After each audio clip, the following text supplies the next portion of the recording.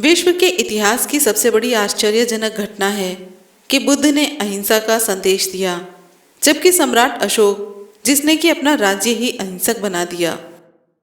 सम्राट अशोक का इतिहास जानने के लिए हमें कहीं भी इधर उधर भटकने की जरूरत नहीं है। और अगर हम सम्राट अशोक के इतिहास की जानकारी के लिए कहीं और जाएंगे तो भटक जाएंगे और गलत जानकारी हमारे हिस्से में आ जाएगी। इसलिए हम ये सारी जानकारी कहीं और से नहीं बल्कि सीधे सम्राट अशोक के शिलालेख से ही प्राप्त करेंगे। वो जानकारी स्तंभों पर मिलती है, वो जानकारी शिलालेख में मिलती है।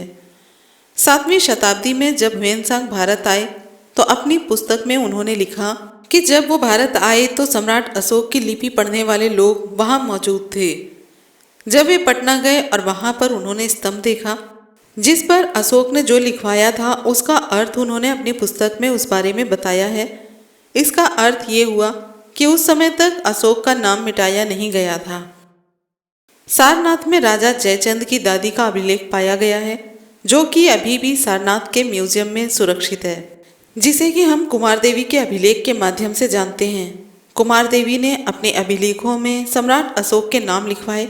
12वीं सदी में कुमार देवी ने धर्मा अशोक के नाम से अभिलेख लिखवाए हैं, जो कि सारनाथ म्यूजियम में आज भी मौजूद हैं और सुरक्षित मिलते हैं।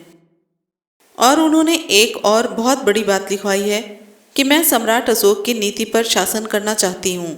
इसके अलावा एक और प्रमाण से ये साबित होता है कि 18वीं सदी में एक कोरियट नामक व्यक्ति आया था, जो कि मुगलों के शासन के अंतिम दौर में आया था, जिसके बारे में हम पहले के वीडियो में चर्चा कर चुके हैं। तो उस समय भी ये साबित हुआ कि उस स्तंभ पर सम्राट अशोक का नाम अंकित है। जब फाहियान भारत आए तो उन्होंने सम्राट अशोक के 7 अशोक स्तंभ देखे, लेकिन जब ह्वेनसांग भारत आए तो उन्होंने सम्राट अशोक के 14 स्तंभ देखे।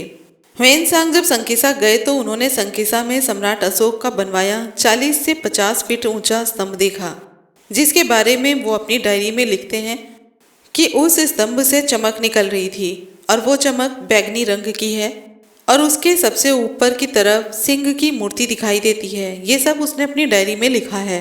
लेकिन अब जब हम संकिसा में स्तंभ देखते हैं तो उसमें सिंह की बजाय हाथी की मूर्ति दिखाई देती है। शायद उसने कोई दूसरा स्तंभ देखा हो। और उन्होंने पाटलिपुत्र में 2 स्तंभ देखे। सारनाथ जाते वक्त भी उन्होंने स्तंभ देखे, जो कि अब नहीं मिलते हैं। पिछले वीडियो में हमने सुजाता स्तूप की चर्चा की, जिसके बगल में स्तंभ देखा गया था, वो भी अब वहाँ नहीं मिलता। इसी तरह से हम देखते हैं कि बहुत से स्तंभ, स्तूप और शिलालेख हैं जो अब हमें वहाँ नहीं मिलते। बहुत से अभिलेख अभी भी मिलने लग रहे हैं। एक अभिलेख दिल्ली में भी मिला है, जो कि एक पहाड़ी पर है।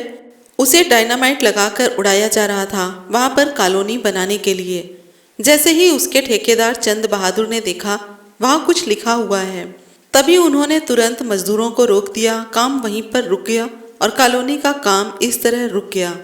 इसके बाद पुरातत्व विभाग को बुलाया गया, जिसके बाद ये पता चल पाया कि ये लेख तो सम्राट अशोक के द्वारा लिखवाया गया शिलालेख है। दिल्ली के इस लघु शिलालेख के बारे में जानकारी 2009 में सामने आई। इसी तरह से करीब 12 से 13 साल पहले बिहार के तैमूर नाम के जिले में एक बसहा नाम का गांव है। वहाँ तैमूर की पहाड़ी है, जहाँ पर सम्राट अशोक का शिलालेख मिला है, जिसके बारे में डॉक्टर राजेंद्र प्रसाद कहते हैं, जब वो शिलालेख को देखने के लिए गए और जब उन्होंने उसे देखा तो उस शिलालेख के अक्षर एकदम साफ और स्पष्ट दिखाई दे रहे थे। शिलालेख में एक अद्भुत चमक थी। शिलालेख पर जो कुछ लेख लिखा है वो 9 पंक्तियों में लिखा गया है। ह्वेनसांग ने इस बात का जिक्र किया है कि सम्राट अशोक के हर लेख में किसी प्रकार का केमिकल या फिर मसाले का प्रयोग किया जाता है, क्योंकि हर अक्षर जैसे उभर कर आता है, वो लेख चाहे पत्थर पर हो या फिर स्तंभ पर या फिर कहीं और हो, जिस कारण उसकी चमक आज भी बरकरार है। इस तरह से सम्राट अशोक के अभिलेख एक चमत्कार की तरह मिल रहे हैं। 1986 ईस्वी में चंदलाना देवी का मंदिर गिर ही गया और मंदिर चंदलाना देवी की मूर्ति के ऊपर ही गिर गया, जिसका परिणाम ये हुआ कि मूर्ति टूट गई। इसके बाद ये पता चला कि जिस पत्थर पर चंदलाना की मूर्ति बनी थी वो पत्थर कुछ और नहीं बल्कि सम्राट अशोक का शिलालेख था। इसके साथ ही जिस पत्थर से उस मंदिर का फर्श बना था वो भी सम्राट अशोक का शिलालेख था, जिसके बाद पुरातत्व विभाग द्वारा वहाँ की खुदाई करवाई गई और फिर वहाँ पर काफ़ी मात्रा में बौद्ध अवशेष मिले, और एक शहर मिला। यहाँ पर एक बात और बताना चाहेंगे कि जिस प्रकार सिंधु घाटी की सभ्यता में धम्म का शासन था और अहिंसक राज था, ये बात इससे पता चलती है कि सिंधु घाटी सभ्यता की खुदाई में ना तो कोई तलवार आदि मिली है और ना ही जेल या कारावास की कोई संरचना या फिर किसी प्रकार का कवच कुंडल मिला है, ना ही किसी तरह की सेना आदि के अवशेष मिले हैं। और सिंधु घाटी सभ्यता के समकालीन जो मिस्र की सभ्यता है, जिसे कि हम मेसोपोटामिया सभ्यता कहते हैं, उसमें अनेकों युद्ध हुए, अनेकों सैनिक मारे गए और इन सब का सबूत भी मिलता है मेसोपोटामिया में।